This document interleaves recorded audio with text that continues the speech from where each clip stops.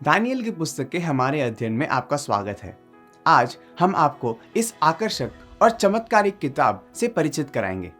हमारा लक्ष्य आपको ये समझने में मदद करना है कि इसे आज अपने जीवन में कैसे लागू किया जाए, भले ही यह कई साल पहले लिखा गया हो। चलिए शुरू करें। दानियेल इस अर्थ में एक अद्वितीय भविष्यद्वक्ता है कि वे मुख्य रूप से एक विदेशी राजा के महल में सेवकाई करते हैं। 15 साल की उम्र में सम्राट नेबुकदनेस्सर द्वारा दानियेल को बाबिलोन ले जाया गया था। वह यहूदा के नवस्थापित राजा सिदकिय्याह के साथ नेबुकदनेस्सर की 605 ईसा पूर्व शांति वार्ता का एक हिस्सा है।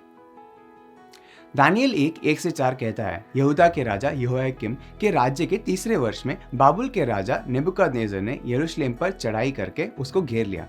तब परमेश्वर ने यहूदा के राजा यहोयाकीम को परमेश्वर के भवन के कई पात्रों सहित उसके हाथ में कर दिया और उसने उन पात्रों को शिनार देश में अपने देवता के मंदिर में ले जाकर अपने देवता के भंडार में रख दिया।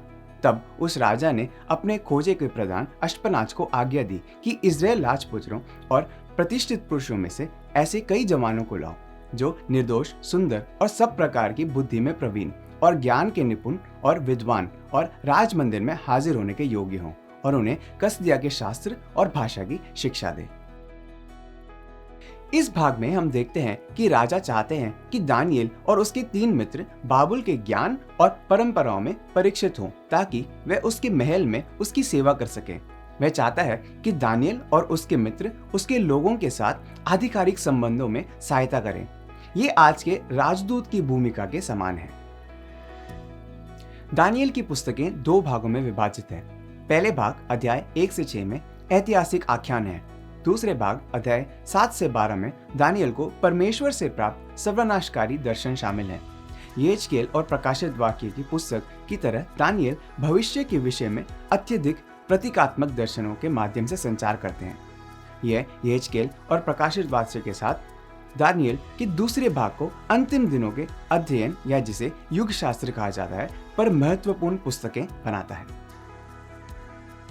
दानियेल की पुस्तक के पहले 6 अध्याय बाद के अध्यायों की तुलना में समझने में थोड़े आसान है। यह आरंभिक खंड केवल दानियेल और उनके 3 मित्रों की कहानी बताता है जब वे एक मूर्ति पूजक बाबिलोन के संदर्भ में ईमानदारी से परमेश्वर की सेवा करने का प्रयास करते हैं। हम इन अध्यायों में से बहुत से आध्यात्मिक जीवन के सबक सीख सकते हैं। प्रत्येक ईसाई को ईश्वर के राज्य का नागरिक होने के स्वभाव से दुनिया से अलग तरीके से जीने के लिए कहा जाता है। यह हम सभी के लिए दानियेल की कहानी को काफी जोड़ा जा सकने वाला बनाता है। अब अधिकांश बाइबल पात्रों को सकारात्मक और नकारात्मक दोनों प्रकार के चरित्र लक्षणों के रूप में प्रस्तुत किया जाता है। हम दोनों से जीवन के सबक सीखते हैं। हमें सकारात्मक का अनुकरण करने के लिए प्रोत्साहित किया जाता है और चेतावनी दी जाती है कि नकारात्मक को न दोहराएं। हम इसे मूसा और दाऊद के मामले में देख सकते हैं, जिनमें से प्रत्येक धार्मिकता में उदाहरण है और स्वार्थी इच्छा से सावधानी बरतते हैं। दानियेल के मामले में यह सच नहीं है।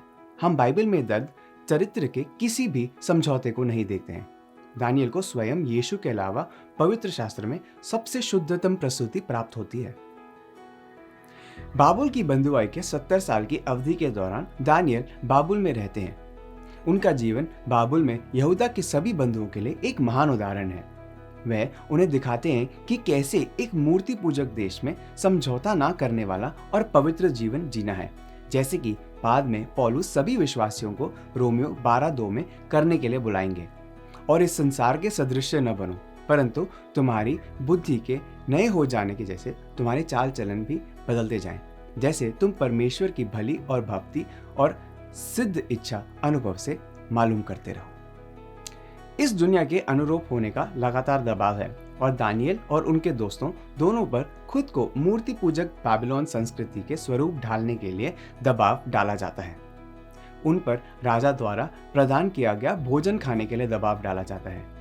यहूदी मानकों के अनुसार इस भोजन को अशुद्ध माना जाता है क्योंकि इसे अक्सर निषिद्ध जानवरों से लिया जाता है और झूठे देवताओं की मूर्तियों को बलि दी जाती है। दानियेल 1:8 कहता है, परंतु दानियेल ने अपने मन में ठान लिया कि वह राजा का भोजन खाकर और उसके पीने का दाख मधु पीकर अपवित्र न हुए। पाप का विरोध करने के लिए दानियल का साहस स्पष्ट था। 3 दोस्त दानियल के साथ खड़े होते हैं और बुद्धिमानी से इन खतरनाक पानी में चलते हैं। वे बाबिलोनियाई भाषा सीखते हैं और उनके इब्रानी नामों को मूर्ति पूजक बाबिलोनी नामों में बदल दिया जाता है। दानियल के इब्रानी नाम का अर्थ ईश्वर मेरा न्यायी है, हनन्याह का अर्थ यहोवा का अनुग्रह, मिशाएल का अर्थ परमेश्वर के सामने कौन है और अजर्या का अर्थ यहोवा ने सहायता की। लेकिन फिर उन्हें बाबिलोन के देवताओं से संबंधित नए नाम दिए गए। दानियल का नाम बदलकर बेल्शेजार कर दिया गया, जिसका अर्थ है बैल इसके जीवन की रक्षा करो। बैल बाबिलोन के प्रमुख देवता मर्दुक के नामों में से एक है। जरा सोचिए, जब दानियल को अपना नया नाम सुना तो उसे कैसा लगा होगा।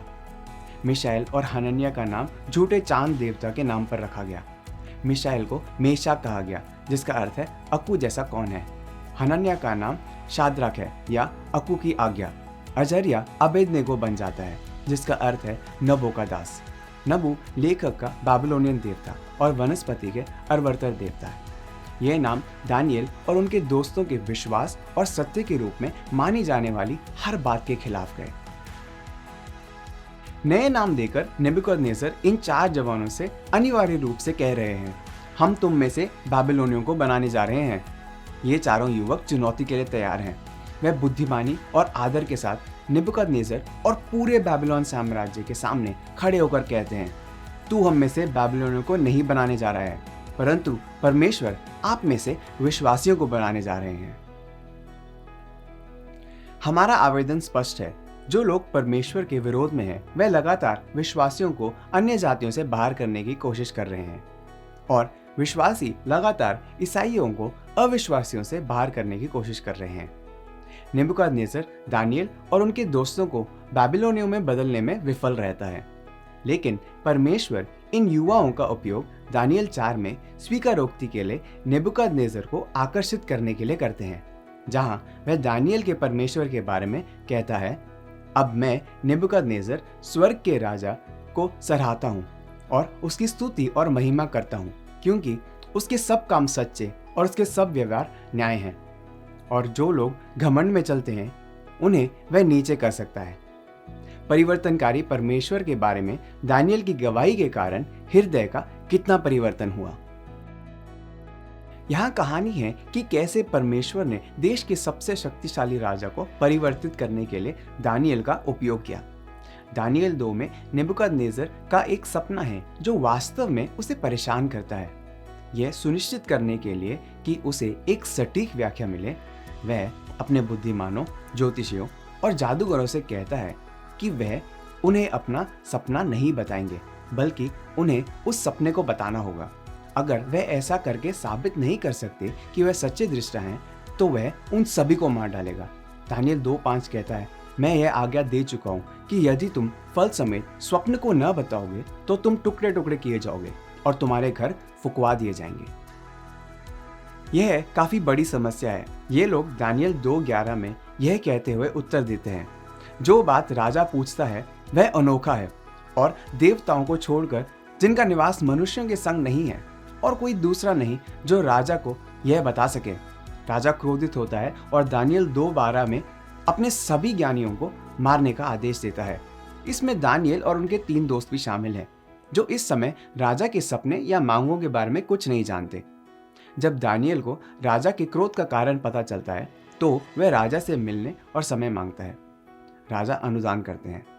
जैसे ही दानियल घर पहुंचता है, वह और उसके 3 दोस्त प्रार्थना करते हैं और उत्सुकता से सपने और उसकी व्याख्या के लिए परमेश्वर की तलाश करते हैं। दानियल 2:19 कहता है, तब वह भेद दानियल को रात के समय दर्शन के द्वारा प्रकट किया गया।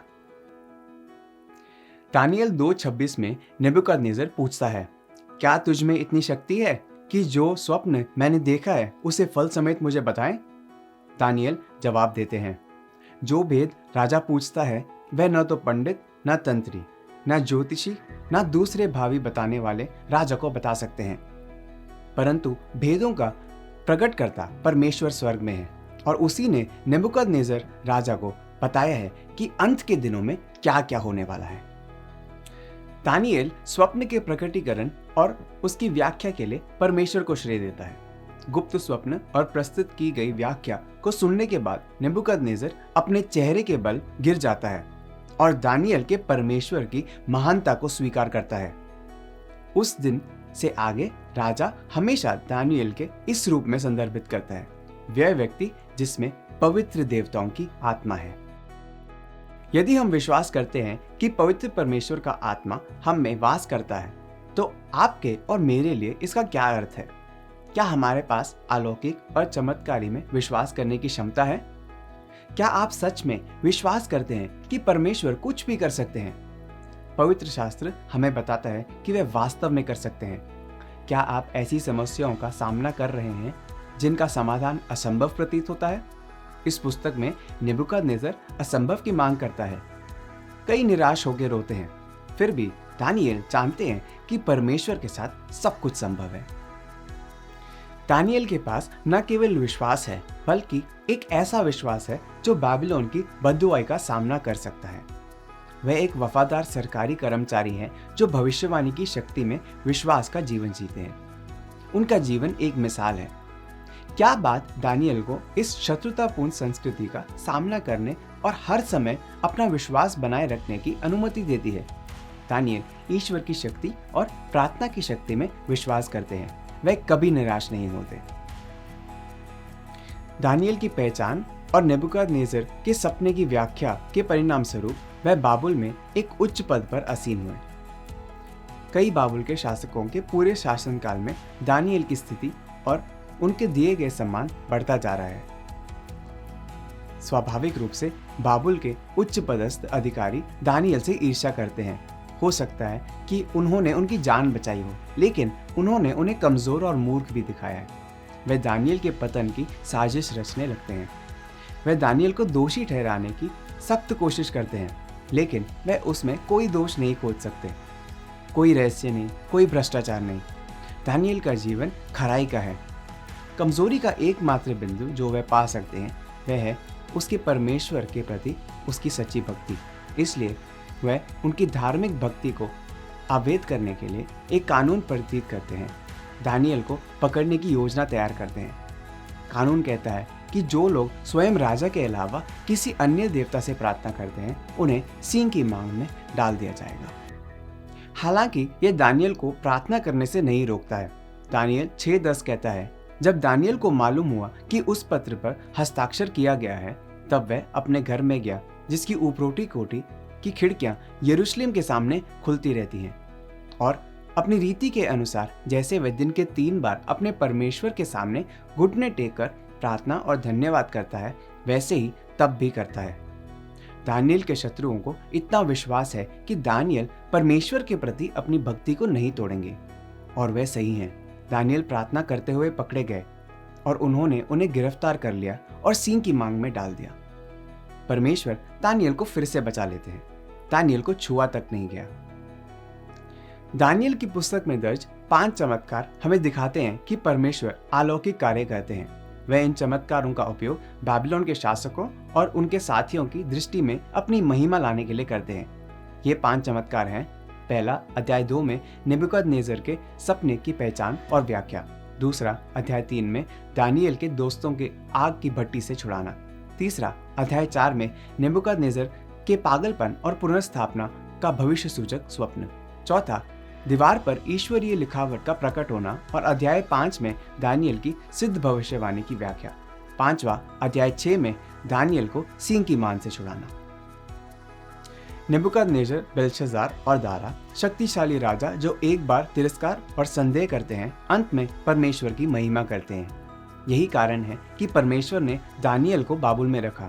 दानियेल ईश्वर की शक्ति में, प्रार्थना की शक्ति में और मानवीय मामलों में ईश्वर के प्रावधान में विश्वास करते हैं। परमेश्वर निस्संदेह दानियेल के जीवन का उपयोग एक मूर्ति पूजक रास्ते में अपनी महिमा करने के लिए करते हैं। जैसे हम समाप्त करते हैं, इसे याद रखें, जब हम ऐसी समस्याओं का सामना करते हैं जिन्हें हल करना असंभव लगता है, तो हमें ईश्वर की शक्ति, प्रार्थना की शक्ति और ईश्वर के प्रावधान में विश्वास करना चाहिए। जब हम इस संसार में अपने विश्वास को जी रहे हैं, तो हम सांसारिक प्रभावों से घिरे हुए हैं। ठीक वैसे ही जैसे दानियल थे। हमारे आसपास की दुनिया हमसे आध्यात्मिक बैबिलोनियों को बनाने का प्रयास कर रही है। जब संसार हम पर अनुरूप होने का दबाव डालती है तो हमें दानियल और उनके 3 मित्रों से सीखना चाहिए। दानियल और उनके मित्रों ने अपने मन में चुन लिया कि बाबिलोन के मार्ग को न अपनाएंगे। इसके बजाय वह बाबुल के लोगों के विश्वासी बनने के कृत संकल्पित हैं। हमारे लिए वही, हमें निष्क्रिय नहीं रहना है, हमें परमेश्वर के प्रेम का जीवन जीना है और इसके द्वारा सक्रिय रूप से दुनिया को प्रभावित करना है। हमें समझौता नहीं करना है। आइए हम दानियल बनने की हिम्मत करें।